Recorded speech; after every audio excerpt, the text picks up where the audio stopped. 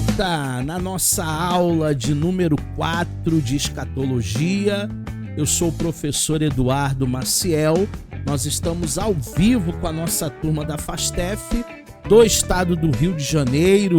Tá com a gente hoje o David, a Érica, o pastor Davi, a Jane, a Jaqueline, a Etienne, a Edivânia, a Rebeca, o pastor Ronaldo, presbítero Ronaldo, e mais alguém que eu esqueci o nome, a Alexandra, que todo mundo conhece como Priscila, tá bom? Estamos juntos hoje, Etienne, Edivânia. Se eu esqueci alguém, me perdoe. E você que está assistindo essa aula gravada, eu tenho certeza que hoje a gente vai receber muito conhecimento avançado. Como eu disse, nós estamos na aula de número 4 de escatologia e o nosso objetivo é crescer na graça, é crescer no conhecimento, é poder servir a Deus mais e melhor. Na aula passada, se você não assistiu, nós falamos das 70 semanas de Daniel, nós falamos, deixa eu projetar para vocês aí, nós falamos do fundamento profético das 70 semanas de Daniel. Também falamos na aula passada das controvérsias escatológicas, pessoas que são amilenistas ou são tribulacionistas, pessoas que acreditam que a tribulação já estamos vivendo no dia presente. Falamos da natureza das 70 semanas de Daniel. Falamos também, na nossa aula anterior, dos objetivos messiânicos nessa última semana, os objetivos que já foram cumpridos pelas Escrituras, a questão da última semana, porque nós estamos vivendo um hiato, né? Um hiato da 69ª semana, que terminou com a morte e ressurreição de Cristo. Estamos vivendo o período da graça, o período da igreja, e quando Jesus voltar para arrebatar a sua igreja, então estaremos na 70ª semana. Nós estamos vivendo, na realidade, essa lacuna profética. Essas são as questões da última semana, 70ª, que nós levantamos na aula passada. E ainda falamos um pouquinho da grande tribulação. Já que na aula 2 eu falei um pouco mais, na última aula, na aula 3, nós demos apenas uma pincelada na grande tribulação e hoje nós vamos continuar com alguns personagens da grande tribulação. O primeiro personagem é a besta. Na realidade, são 3 personagens, né? Nós teremos a besta, nós teremos o anticristo e nós teremos também o falso profeta.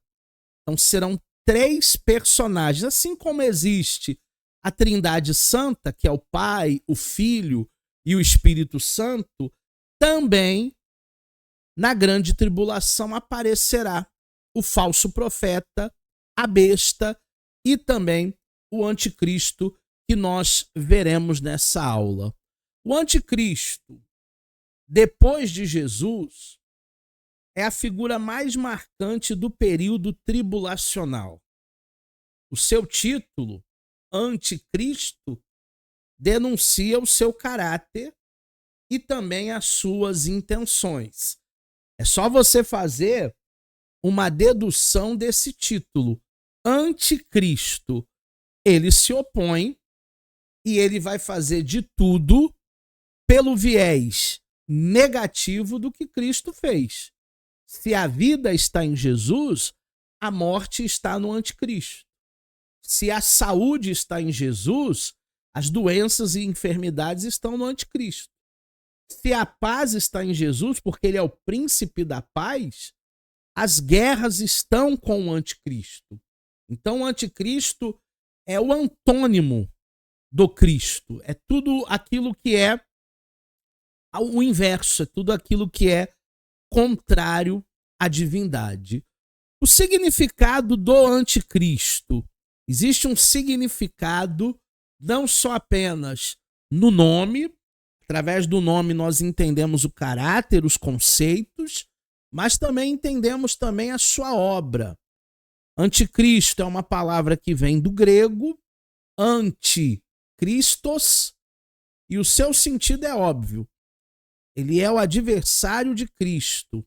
Ele é contra tudo aquilo que Cristo realiza, todas as obras de Cristo. Alguns escritores apresentam esse título como sendo de alguém que quer se passar pelo Cristo e não necessariamente contra ele, ou seja, alguém que seja uma fraude, alguém que seja uma cópia.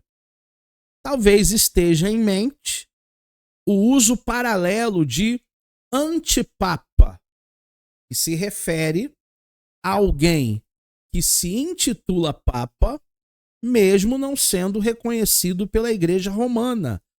E na história são vários exemplos a esse respeito. Várias pessoas que, durante a história da Igreja, inclusive depois de amanhã, eu vou dar aula lá para a turma de Caxias. Eles estão fazendo pós-graduação em História da Igreja e em Ciências da Religião. E a gente vai falar um pouquinho sobre esse assunto, né? Todas as pessoas que tentaram de uma maneira ou de outra, todos os líderes que tentaram de uma maneira ou de outra fazer com que o catolicismo romano revesse os seus excessos, revesse os seus erros. E muita gente não teve êxito, obviamente, porque o catolicismo romano, papal, na realidade, ele é soberano para os adeptos, né? Para os fiéis. Inclusive, eles dizem que a voz de Deus aqui na Terra é a voz do Papa. Tudo aquilo que o Papa acaba falando seria a voz de Deus. Então, muitos se intitularam papas fora do romanismo, fora da Igreja Apostólica Romana, e eles também foram considerados antipapas. Qual é a relação que nós temos com o Apocalipse da palavra anticristo? Esse termo anticristo, ele é emprestado na primeira carta de João, no capítulo 2, verso 18, verso 22, em 1 de João, capítulo 4, verso 3, e em 2 de João, versículo 7. A primeira besta de Apocalipse, capítulo 13. Porque esse termo define muito bem o caráter e o propósito. E esta é a única relação que existe entre os dois. Então, na realidade, o termo anticristo, ele é usado muito na primeira carta de João, que é o mesmo escritor de Apocalipse. Ele teve uma visão profética lá na ilha de Patmos. Sendo o mesmo escritor de Apocalipse, ele também fala do termo anticristo em Apocalipse 13. E por que é emprestado, né? Porque as cartas de João foram escritas antes. O último livro que foi escrito no Novo Testamento foi o livro de Apocalipse. Então ele usa o mesmo termo no capítulo de número 13. Mas é interessante a gente ler esse texto de 1 João, capítulo 2, verso 18. Filhinhos, é já a última hora. E como ouvistes que vem o anticristo, também agora muitos se têm feito de anticristos. Interessante que a doutrina do anticristo, a plataforma de governo do anticristo, ela já está imperando na terra. E muitos líderes que cederem ao sistema, segundo 1 João, são pessoas também que serão anticristos, serão falsos profetas. Porque a gente fala muito do falso profeta, que aparecerá no final de toda a história humana. Só que hoje existem muitos falsos profetas, até na igreja brasileira, até na igreja americana, até na igreja ao redor do mundo. Hoje existe uma pregação que ela não é mais cristocêntrica. E por ela não ser uma pregação cristocêntrica, até os louvores, até as músicas que a gente tem cantado ultimamente na nossa liturgia, no nosso ajuntamento, as músicas falam às vezes muito mais sobre eu, sobre mim, sobre você, do que propriamente sobre o Cristo. A adoração ela deixa de ser algo vertical e ela passa a ser algo horizontal. E isso é um grande erro, porque aonde está a centralidade do evangelho? Há umas 2 semanas atrás, teve aquela polêmica da música Auê. E aí o pessoal começou a mandar um monte de vídeo, quem é a Maria, quem é o Zé. Gente, existem pastores que falaram que a Maria e o Zé é só uma expressão cultural, porque Maria e Zé são os nomes mais comuns do Brasil. Agora, outros foram mais radicais e disseram, não, essa música não é um louvor. Essa música não é para se cantar numa igreja. Essa música pode ter uma expressão cultural brasileira, mas não é uma música de louvor, de adoração. É uma música aí para pessoas que são adeptas a uma outra fé, que não é a nossa fé. Então, o Auê, que deu uma polêmica grande aí no mês passado, é o reflexo da igreja brasileira hoje, dessa miscelância, dessa... Nós usamos um termo na teologia que é o sincretismo religioso.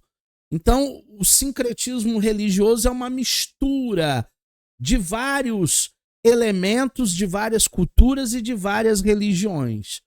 Quando a igreja ela é sincrética, ela mistura tudo. E é aquilo que nós estamos vivenciando nos dias atuais. Como disse João, o anticristo virá, mas talvez no nosso tempo presente já existam muitos anticristos. O anticristo no Apocalipse, no livro de Apocalipse, a besta nunca é chamada de anticristo. Porém, nada impede que a chamemos dessa maneira, já que, de uma maneira ou de outra, ele é um anticristo. Tanto a besta, como também o falso profeta, como também o próprio anticristo, todos eles, essa tríade maligna, são anti o Cristo, são anti o nosso Senhor. Então, quando eu digo que Jesus é Deus, quando eu digo que o Espírito Santo é Deus, quando eu digo que o Pai é Deus, é a mesma coisa que dizer que a besta é o anticristo, ou que o falso profeta é o anticristo. Então, existe essa equivalência que nós precisamos entender. Agora, é muito importante que a nossa identificação entre a besta e o anticristo, ela é apenas teológica. Ela não é textual. Como eu digo sempre para os alunos iniciantes em teologia, existem coisas que a gente aprende aqui na aula que não é para levar para o púlpito. São questões teológicas, são questões polêmicas, são correntes teológicas. Se a gente acaba levando para o púlpito muita coisa que a gente aprende aqui, confunde a cabeça das pessoas, porque as pessoas não estudaram teologia como a gente. Eles não tiveram o privilégio que hoje eu e você estamos tendo de estudar. Então, existem questões que é só questões para a sala de aula teológica. Inclusive, quando eu estou dando aula no presencial e algum aluno traz alguma polêmica, eu digo para ele, olha, vamos bater um papo depois no corredor? Isso aí é um papo de corredor. E polêmicas a gente precisa até fugir, né? Porque opiniões, cada um tem a sua. Não tivemos vários pastores aí que disseram que a música do Aue aí não tinha nada a ver, era só uma expressão cultural, e outros disseram que o Zé é o Zé Pilintra, é a Maria, é a Maria Mulamba, Maria Padilha. Enfim, a gente nunca vai chegar a um consenso dentro de polêmicas. Por isso, como eu não vou ganhar absolutamente nada com polêmicas vazias, cada um tem a sua opinião, eu não vou mudar a opinião de ninguém. Seu reino e sua chegada ao poder. Estamos falando do anticristo. Como será o seu reino? Como será o seu domínio? Como será a sua chegada ao poder? Apocalipse 13:1. E eu pus-me sobre a areia do mar e vi subir do mar uma besta que tinha 7 cabeças, 10 chifres, e sobre os chifres 10 diademas, e sobre as cabeças um nome que era um nome de blasfêmia. Qual é o único pecado que não tem perdão? A blasfêmia contra o Espírito Santo. O único pecado que não tem perdão é se nós blasfemarmos. E o anticristo irá blasfemar contra Deus. O surgimento da besta, da onde ele vem, como ele surge. A Bíblia traz com abundância textos que se referem à pessoa do anticristo, como Apocalipse 13:1. A Bíblia relata o seu surgimento e o fato de ser do mar pode ser uma forte indicação que será um gentil. Apocalipse 17:15, muito provavelmente pode não ser um judeu, pode ser um gentil, por isso que vem do mar, vem de fora. Um governo mundial será criado. E é através desse sistema político, dessa plataforma de governo, que ele vai governar o mundo. Veremos alguns pontos, como será essa escalada do anticristo ao poder. A primeira coisa que a gente precisa entender é que ele vai chegar ao poder porque ele vai administrar de uma maneira muito perspicaz, com uma habilidade, com uma eloquência, com uma expertise, aonde as 10 maiores nações do mundo dirão: esse é o homem, esse é o cara. Ele vai resolver todos os problemas. Aparentemente não vai haver mais fome. Aparentemente não vai haver mais desigualdade social.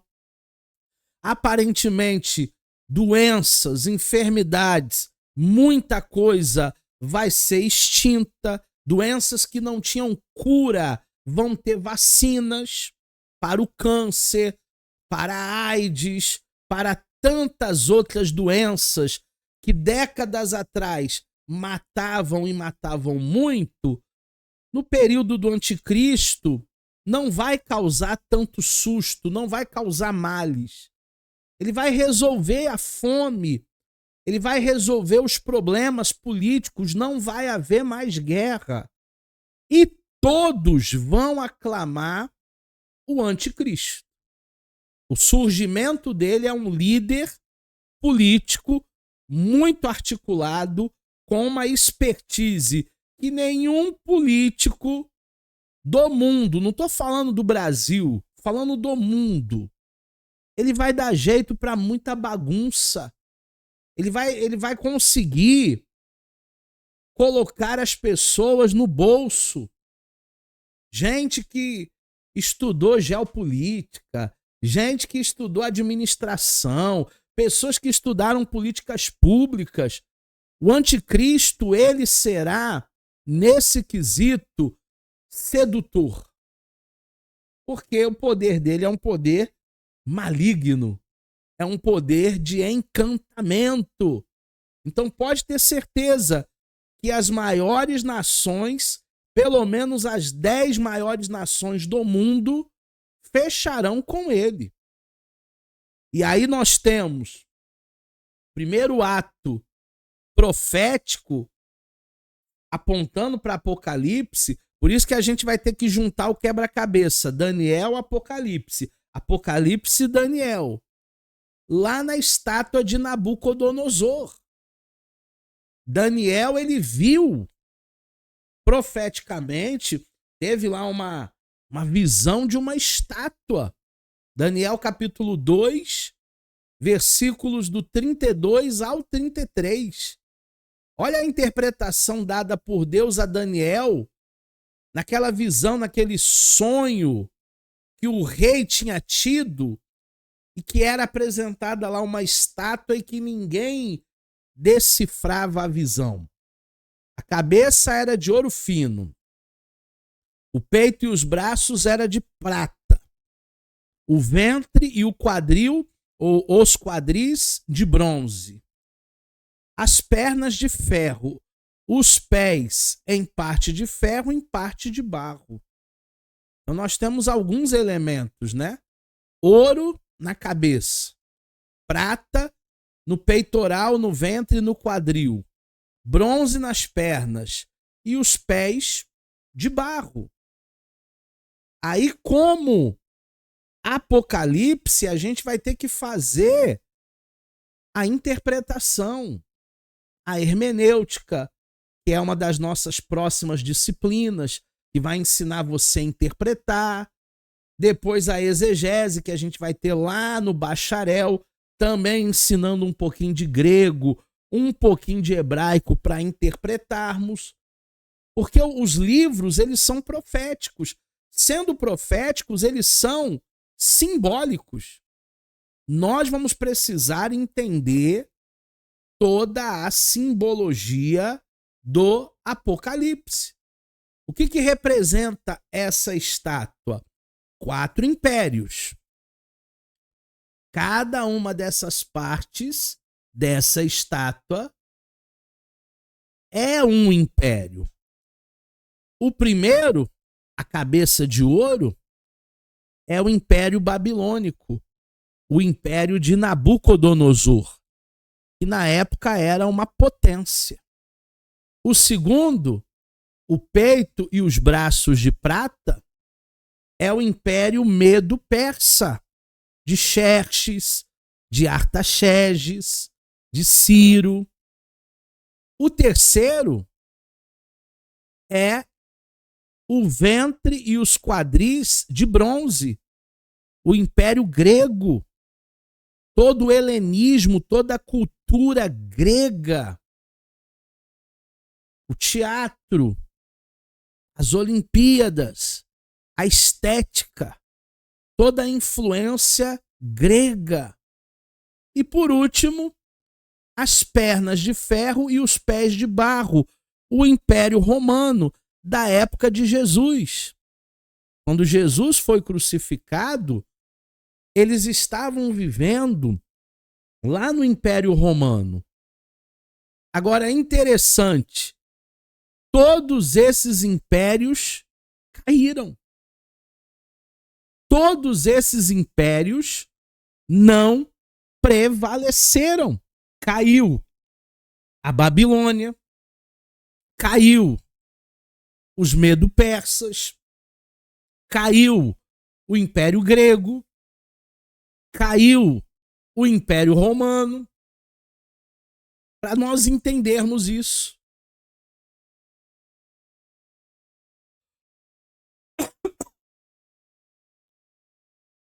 Cada império representado teve o seu fim, sendo seguido pela ordem apresentada na estátua.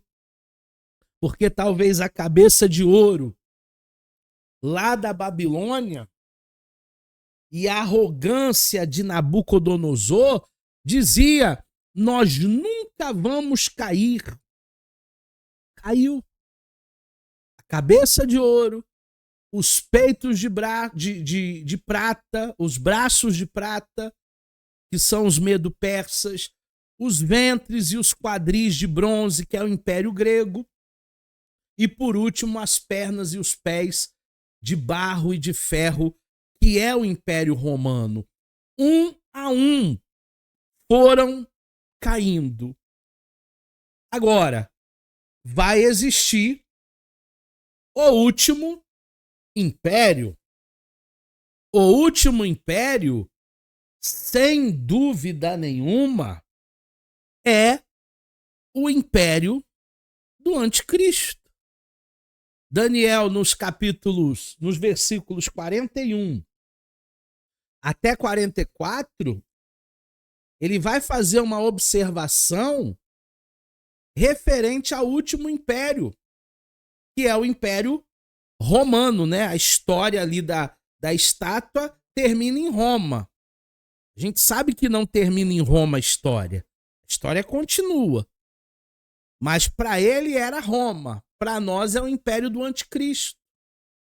E o fato de serem duas pernas com dois pés indicam que o reino seria dividido. O que realmente aconteceu no ano de 395, século IV, depois de Cristo.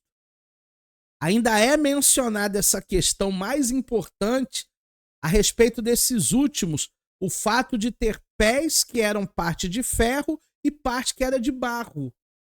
E é próprio do profeta que nos dá explicação referente a essa mistura. Porque se nós pegarmos os dois elementos, nós temos o ferro, que é muito mais forte e que não despedaça. O ferro é usado até para estrutura, para segurar prédio, para fazer colunas, estacas. Mas também existe o barro. O barro é algo que se dissolve, é algo que quebra, é algo que pode verdadeiramente ser quebrado, ser desfeito, ser desmanchado. Mas qual será a relação das profecias de Daniel, falando do último império, que era o Império Romano, para a relação que temos no final dos tempos com o anticristo? Se nós procurarmos agora entender que relação tem o texto com o anticristo, a interpretação dada por Deus a Daniel revela que o Império Romano seria dividido e que esse mesmo império surgiria numa forma diferente, representada por 10 dedos. Lembra lá de Apocalipse? 10 chifres. Agora 10 dedos. Eles representam 10 reis que formariam uma confederação.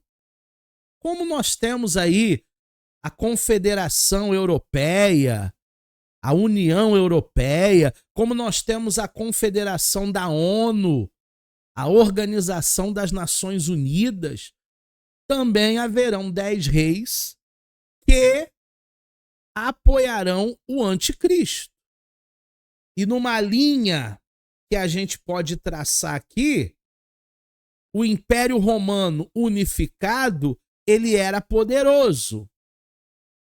Quando há uma divisão, o império se enfraquece.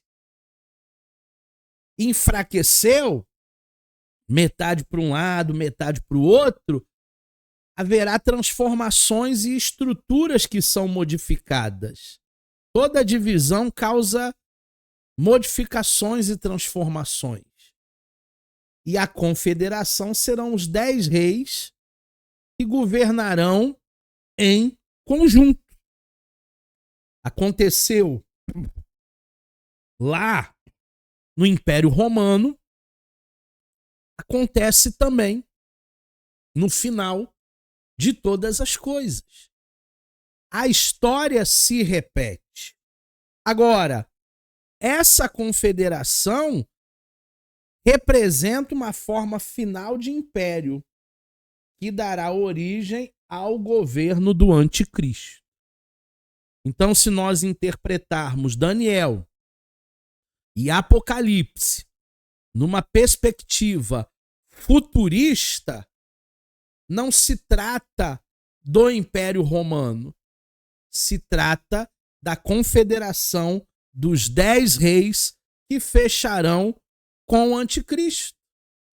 Apocalipse 17, 12 e 13 vai falar dos 10 chifres que vistes são 10 reis. Tem estes um só pensamento. Eles vão falar a mesma língua, a língua do anticristo, e oferecem à besta o poder e a autoridade que ele possui. Sabe quando alguém entrega a chave da cidade para o rei Momo no carnaval? Tem esse hábito, né? Entregar a chave da cidade para o rei Momo.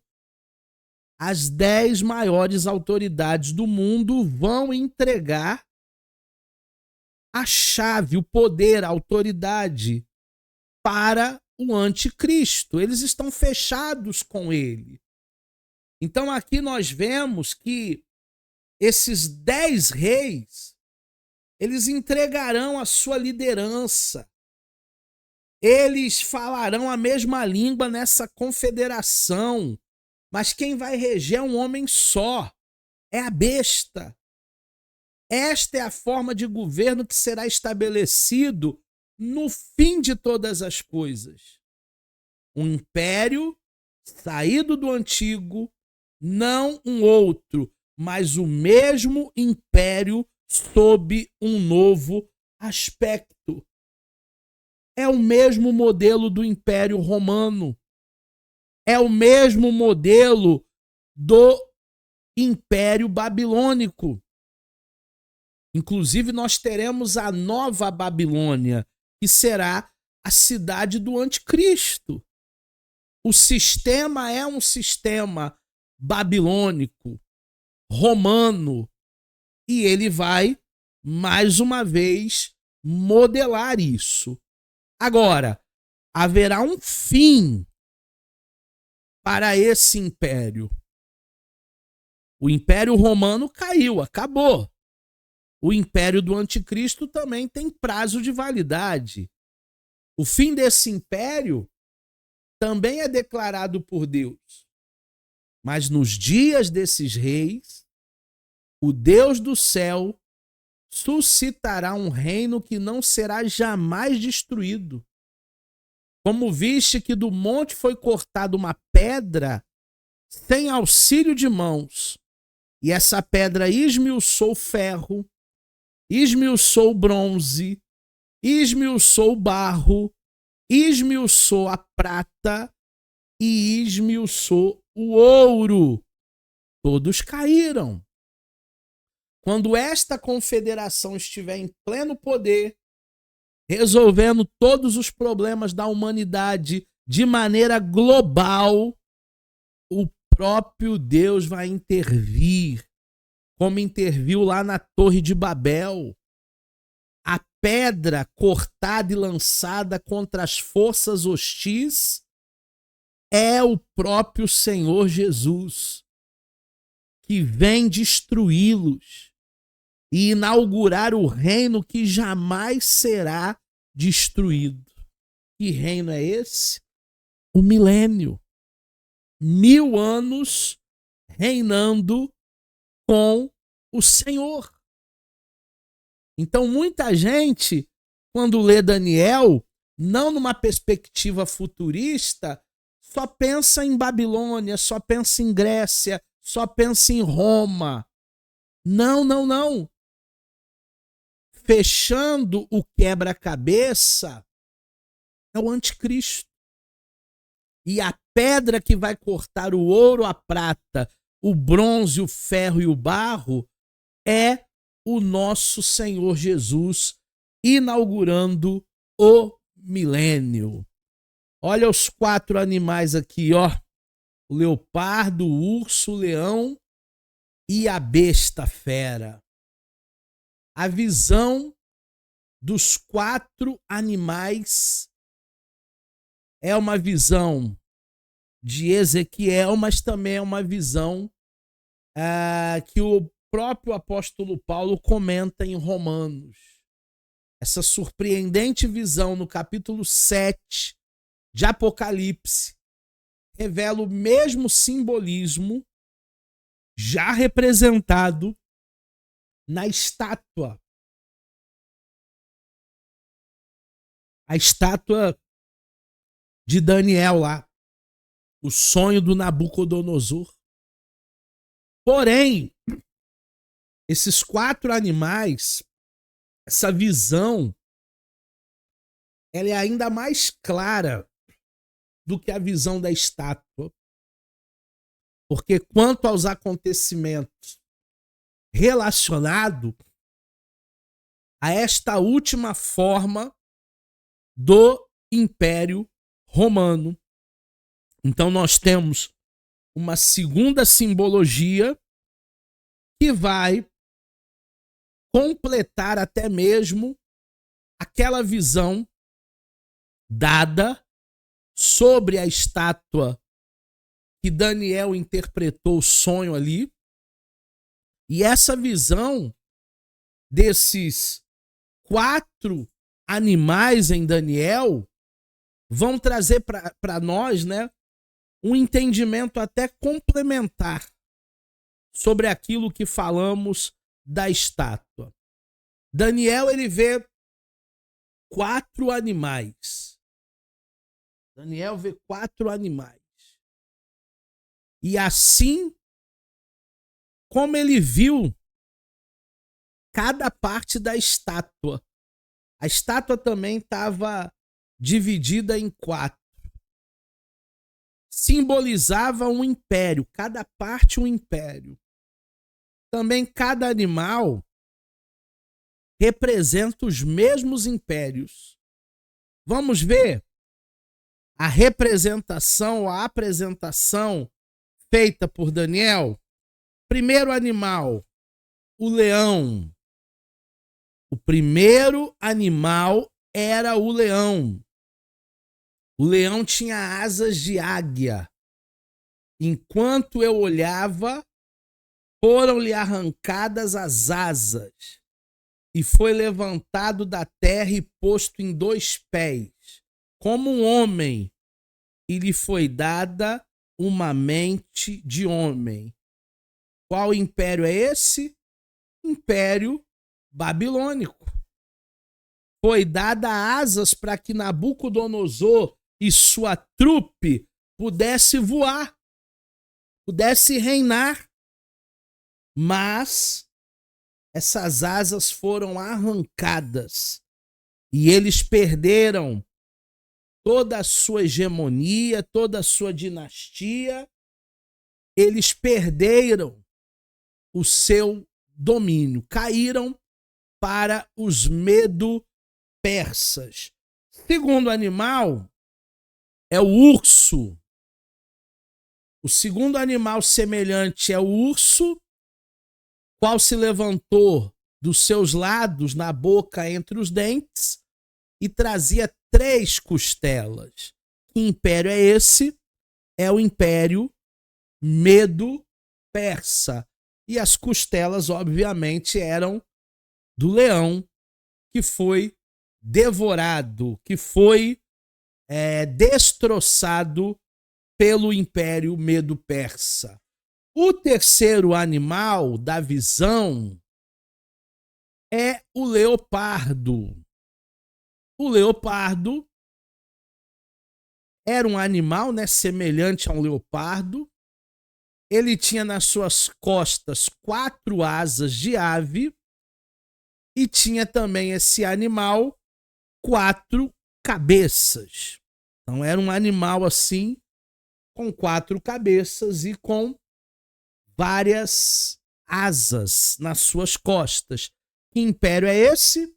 O Império Romano.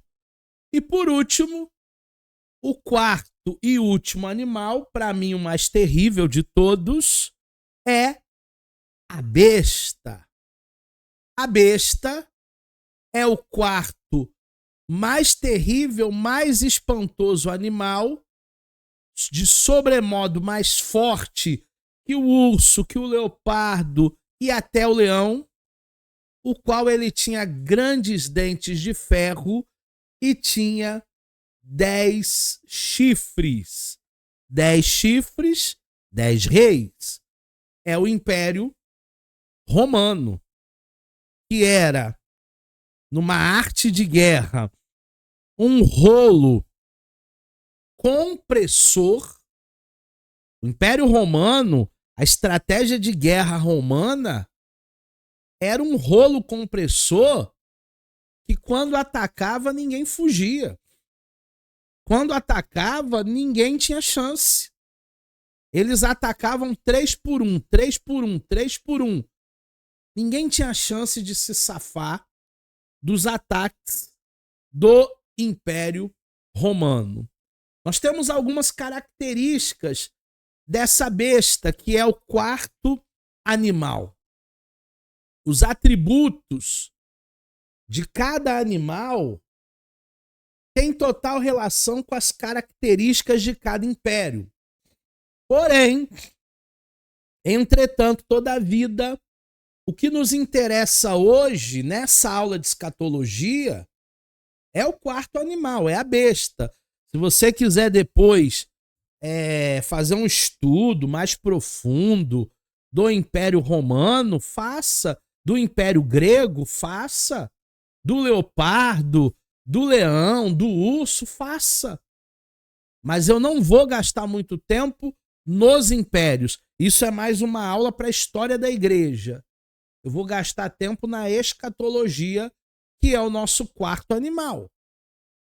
O símbolo do Império Romano, que Daniel se interessa ou tem um interesse particular pela besta, por esse último,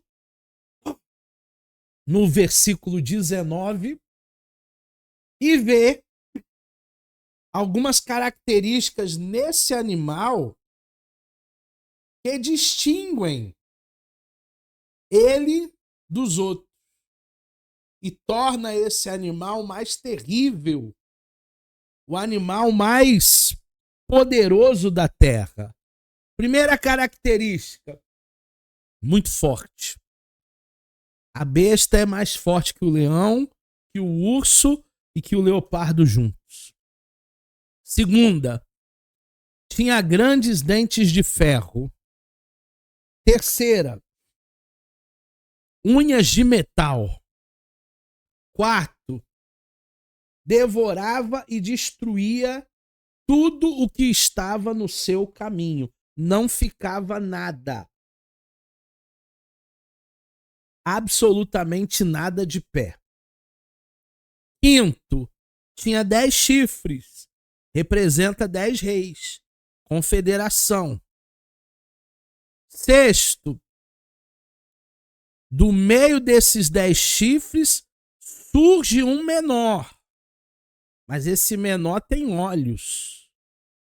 Quem é o menor, hein? Quem é que tem olhos, hein? O anticristo.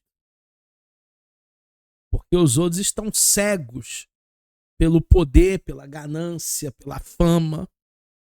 E esse surgimento causa a queda de outros 3. Então esse animal, ele é tão poderoso, mas tão poderoso, que ele vai destruir tudo o que ele vê pela frente. Ah, mas que superpoder é esse? é algo de um caráter maligno. É um poder maligno. É o poder do anticristo.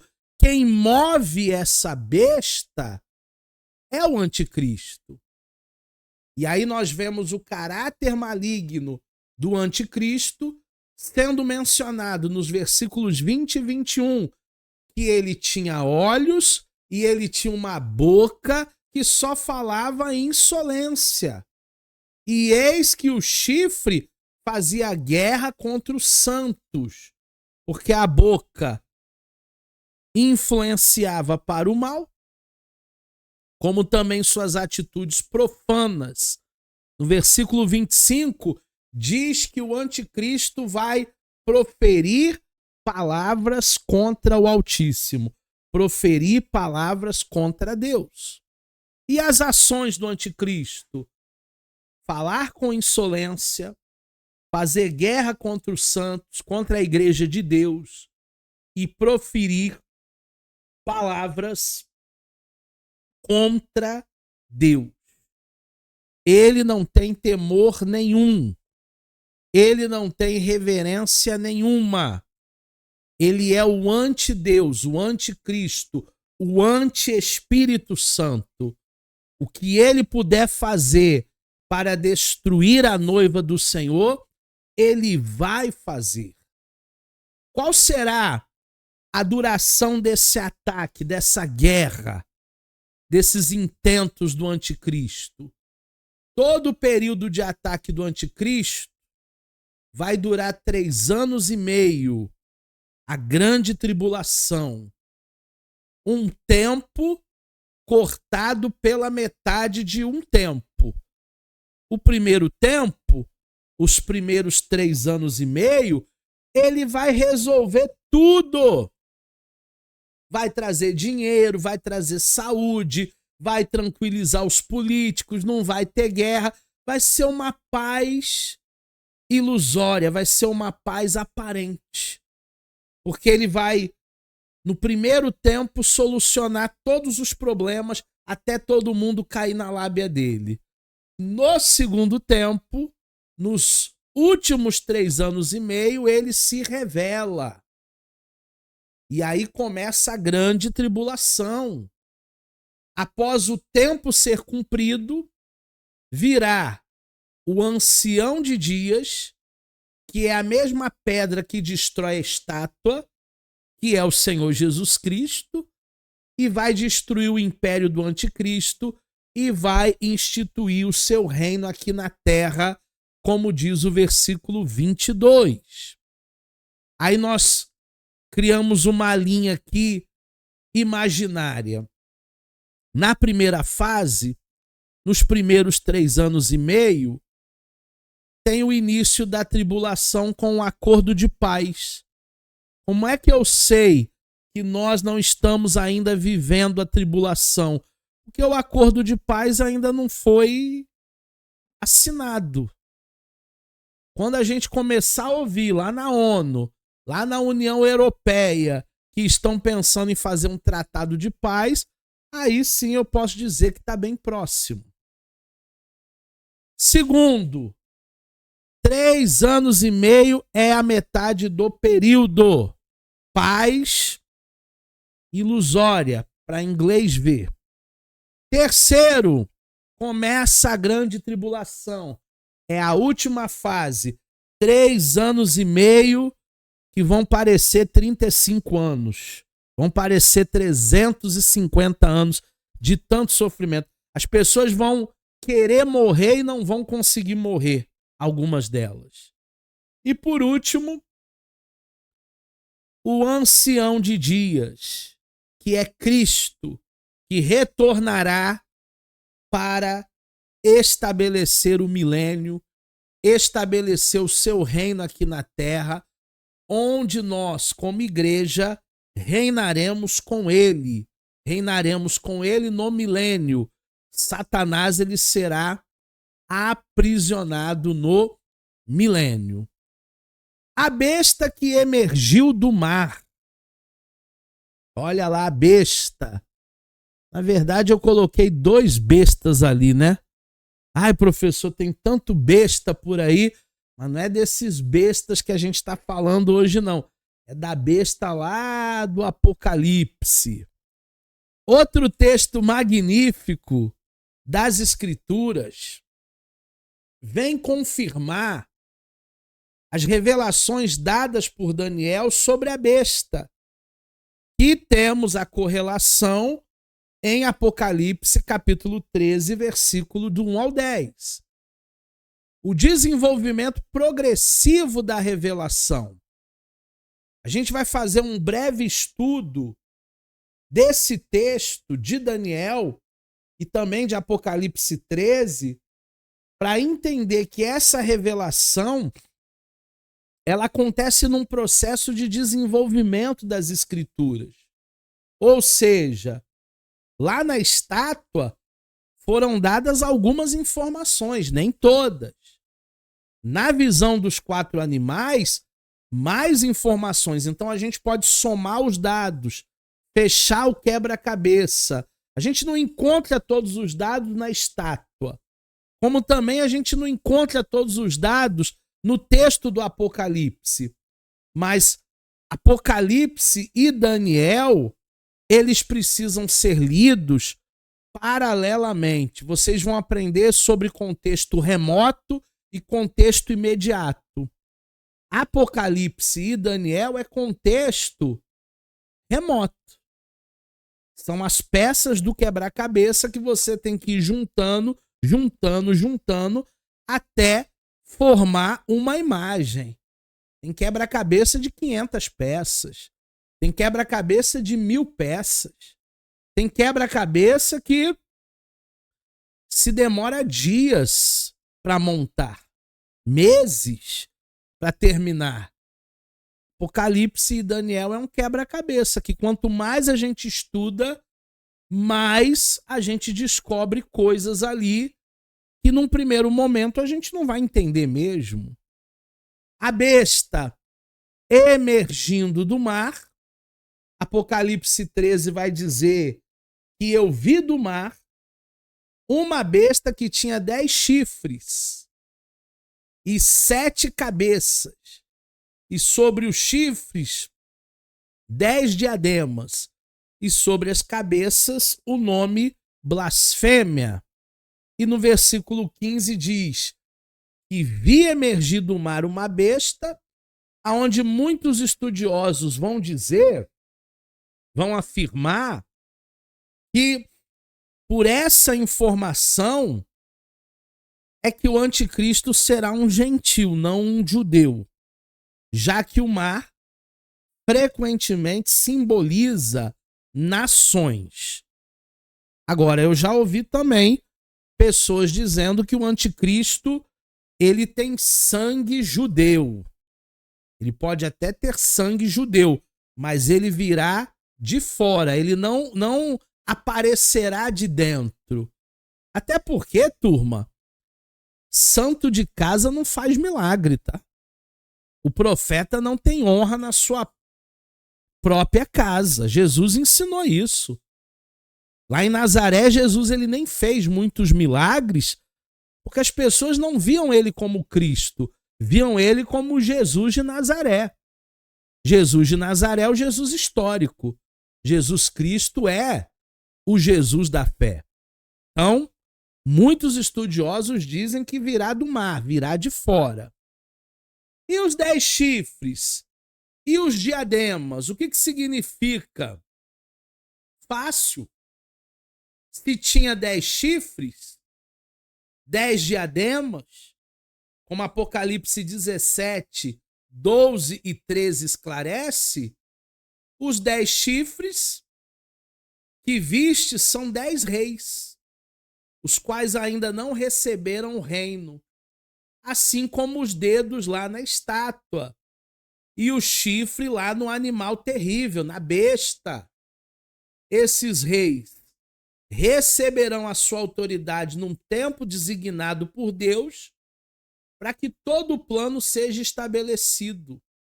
E o fato de terem diademas sobre o chifre demonstra que essa futura autoridade Esses diademas significam, de modo geral, um ornamento real para a cabeça, coroa. Então serão reis, serão autoridades, terão coroa, terão diademas. Só que tudo isso é bem passageiro, tudo isso é bem simbólico. 10 chifres, 10 reis. Diademas, autoridade real, serão políticos, serão monarcas, que ainda não receberam o seu reino. Como assim não receberam o seu reino? Provavelmente são as nações mais discriminadas do mundo. O pastor Lamartine Pozzella, que é um especialista em escatologia, Lamartine diz que serão nações muçulmanas. Claro que isso é uma interpretação do Lamartine, mas a gente pode ficar atento nessas nações que não receberam o seu reino, nessa discriminação, como existem muito dos povos islâmicos. E as 7 cabeças? Hoje é uma aula aí de muitos símbolos, né? 7 cabeças, 4 asas. Que tigre, que leopardo é esse esquisito, hein? 7 cabeças, escrito sobre elas nomes de blasfêmia, nomes pejorativos, nome feio, é o fato de que o anticristo ter 7 cabeças, porque ele está relacionado com 7 governos. 7 cabeças são 7 montes, e são também 7 reis, porque 5 caíram, e um existe, o outro ainda é vindo, e quando vier, convém que dure um pouco de tempo. Então esse 7 pode ser 7 montes, esse 7 pode ser 7 reis, provavelmente se eram 10 reis, 3 irão cair. Tudo isso tem que ser levado em conta. Ah, professor, está ficando confuso, mas a escatologia, ela é um pouco confusa se nós não adentrarmos muito profundamente a esse simbolismo. E também não dá para cravar. É muçulmano, não é muçulmano, é gentil, não é gentil. Nós podemos interpretar. A Bíblia é um livro interpretativo, mas também não temos 100% de certeza sobre os detalhes. Que o anticristo virá, vai vir. Que as coisas vão piorar muito, vão. Que vai existir a grande tribulação, vai. O que talvez a gente não saiba são alguns pormenores. 7 reis e 7 reinos. 7 montes se referem a Roma, chamada cidade das 7 colinas. Os 7 reis são os respectivos reinos, que são representados pelas 7 cabeças, são objetos de controvérsias. Os especialistas em escatologia, alguns entendem como sendo fases do Império Romano. No entanto, na nossa visão dispensacionalista, nós cremos que os 5 reis que já caíram são os reis que dominavam o mundo na época.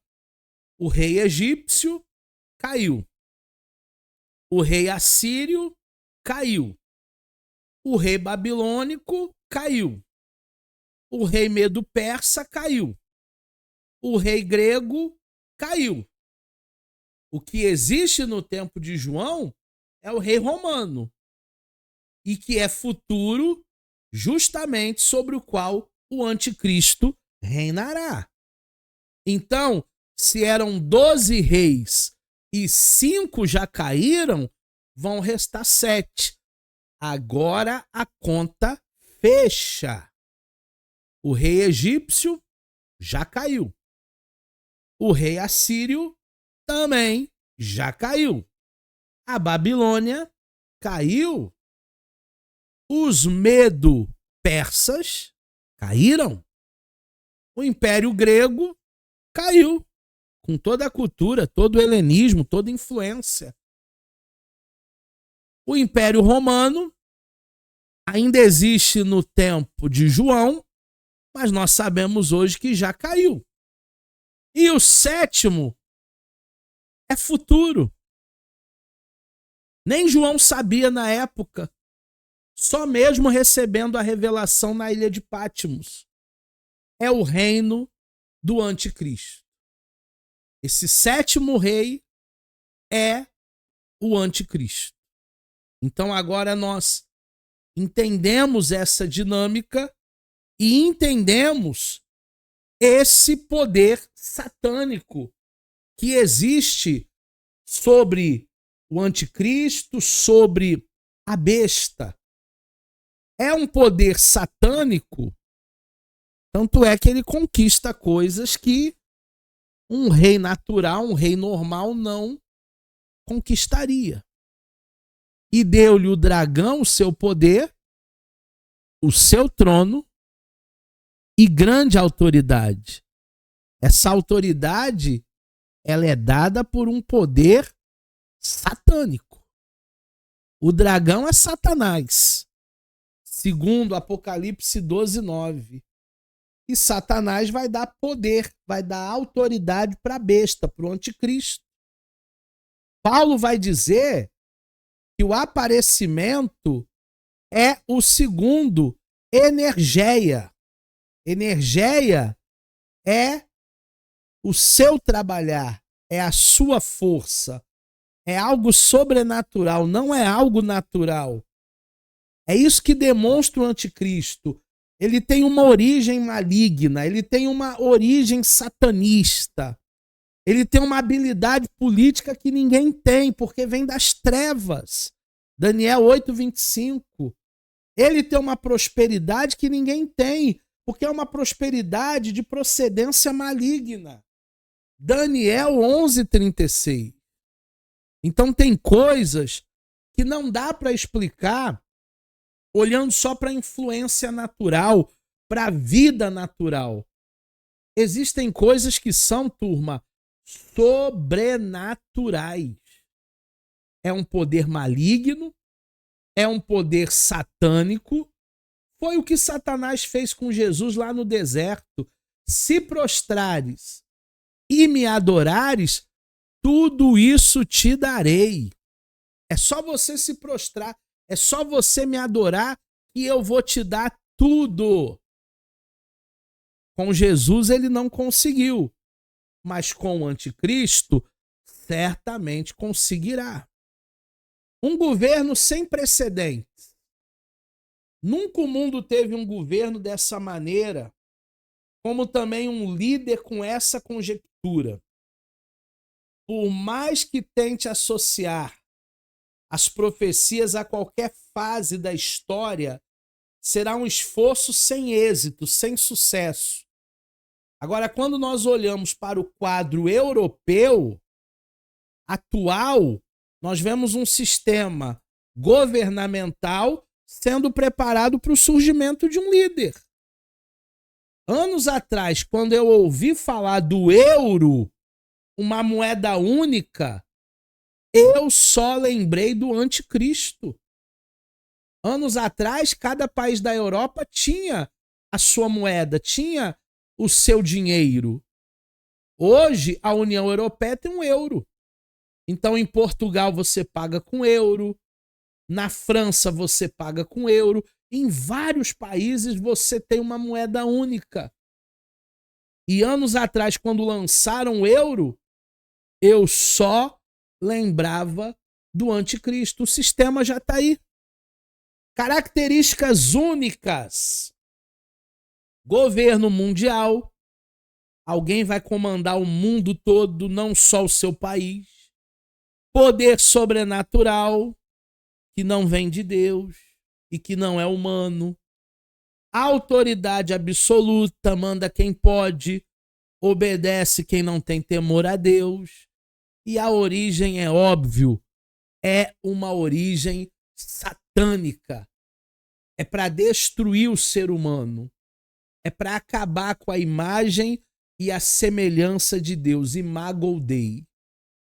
O fim do acordo de paz, depois de 3 anos e meio, ele vai colocar as asinhas para fora e vai mostrar para os 10, para os 7, para os 12, quem verdadeiramente ele é. Porque nos primeiros 3 anos e meio, sombra e água fresca. O anticristo é o herói. Só que nós sabemos que haverá um acordo que vai introduzir no mundo uma paz aparente. Uma maquiagem para inglês ver. Porém, Daniel diz que na metade da semana, uma semana nós vimos na última aula é 7 anos. Metade da semana é 3 anos e meio. Para acessar o sacrifício, as ofertas de manjare, sobre a asa das abominações virá o assolador, até que a destruição que está determinada se derrame sobre ele. Aí, turma, ele vai profanar. Vai haver uma profanação do anticristo. Ele se revela como antideus. Ele se revela como anticristo. Ele se revela como a besta que surgiu da terra. Na verdade, é a segunda besta, né? A primeira surge do mar, mas a segunda ela surge da terra.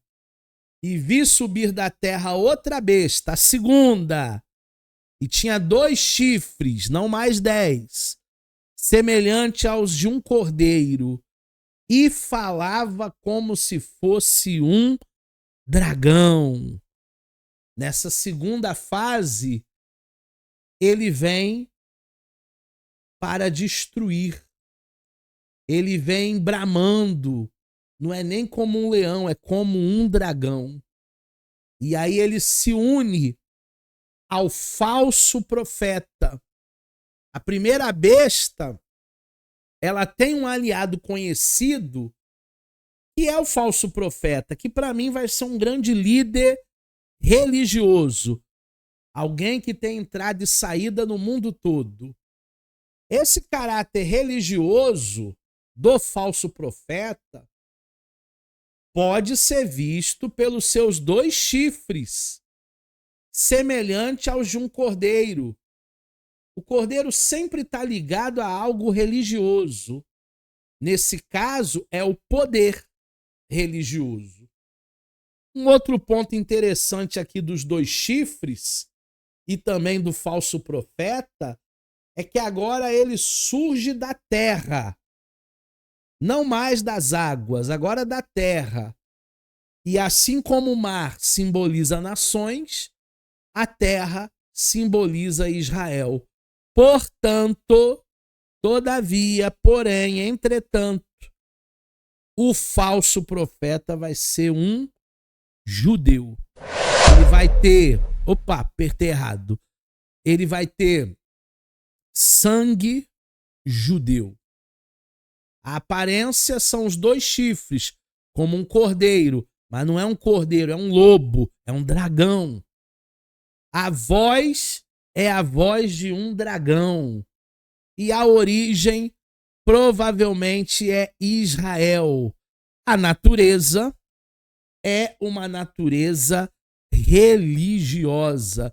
Tá vendo que quando a gente faz um esforço com toda a simbologia, a gente começa a ampliar a nossa visão e a gente começa a ter uma visão mais clara dos significados, a gente começa a ter uma amplitude de tudo aquilo que a gente vem lendo e falando no livro de Apocalipse.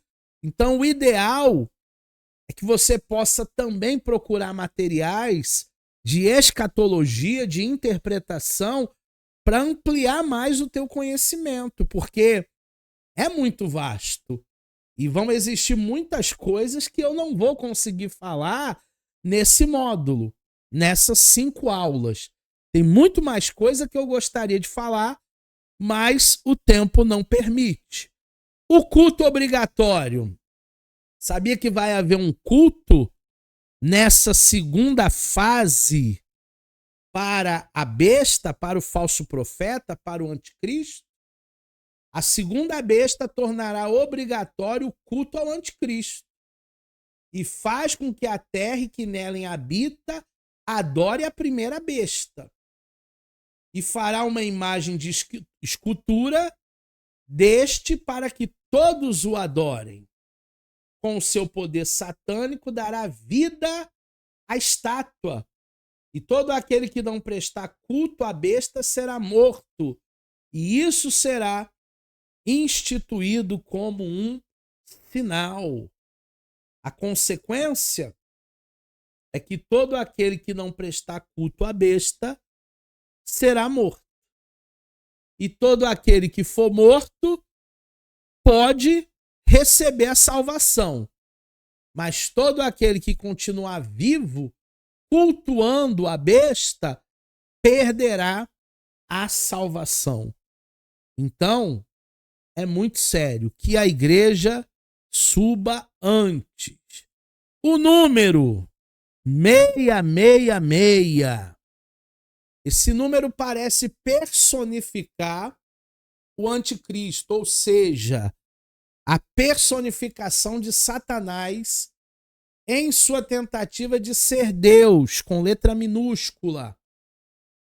Enviará o seu Messias, e assim com o número 7 indica perfeição, mas com o número 6 indica imperfeição. Então, digamos que se Deus tivesse um número, seria 777. Qualquer tentativa de selo seria imperfeita. 666. 777 é o número da perfeição divina, o número de Deus. Deus é perfeito. Pai, Filho, Espírito Santo. 666 é o número da imperfeição satânica, é a marca da besta. As pessoas elas só vão poder comprar, vender, negociar com a marca da besta. Semelhante ao nosso aparelho de celular hoje, tá?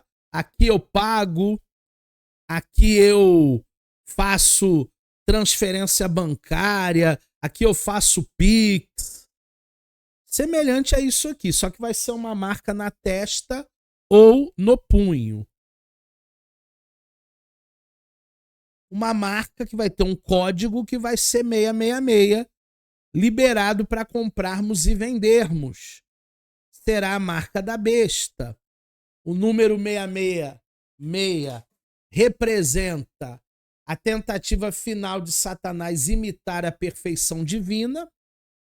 Ela é a marca da imperfeição humana elevada ao seu número máximo e a rebelião contra Deus, personificada no anticristo.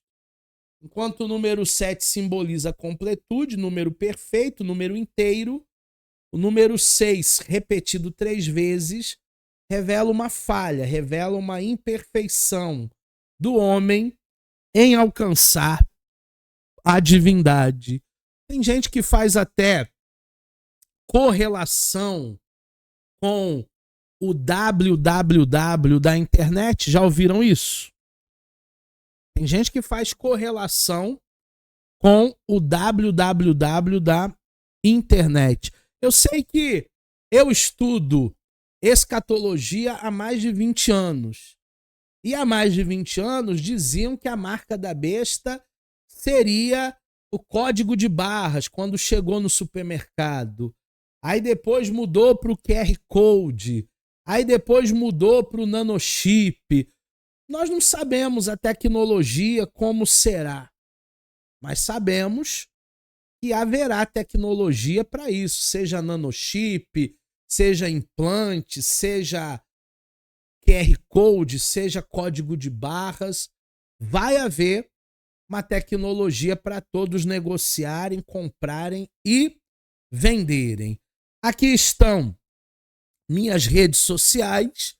Se você quiser entrar em contato comigo no Instagram, no YouTube, se você quiser entrar comigo no Facebook, no LinkedIn ou por e-mail, você poderá tirar todas as dúvidas dessa aula e eu tenho certeza que você ainda vai buscar muito mais conhecimento avançado dentro desse recorte que fizemos na aula de hoje sobre a besta, o falso profeta, o anticristo.